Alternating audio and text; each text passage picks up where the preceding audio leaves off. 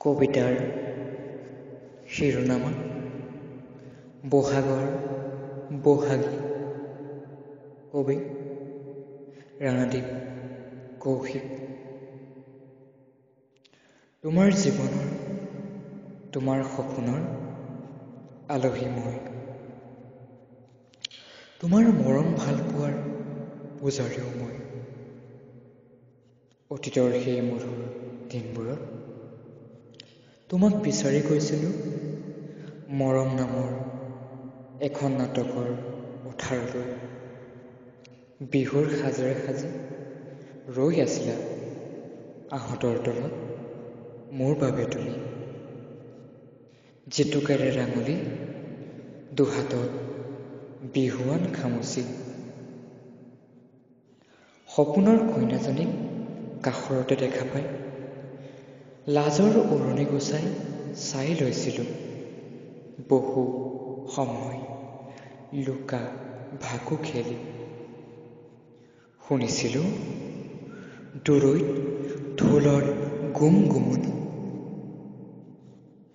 সোণালী অসমৰ ডেকা গাভৰু আমি দৌৰি দৌৰি গৈছিলোঁ হাতত হাত ভৰি বিহুৰ তলিলৈ বুলি।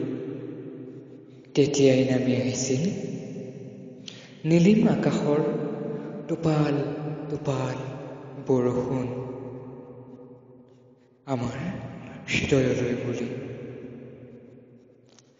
আমাৰ মৰম নাটকৰ নীলিম আকাশৰ চৰিত্ৰটো আছিল অতি মনোমোহা। এজাক বহাগৰ প্ৰেমৰ বৰষুণত তিতি তিতি হাঁহিছিলোঁ আমি। এতিয়া যেন সেয়া সাধু কথা। দুবছৰ আগৰ বহাগৰ সোণালী সপোনৰ কথা আজি আকৌ আহিছে বহাগৰ বহাগী। কিন্তু তুমি আজি নাই মোৰ হৃদয়ৰ মঞ্চত।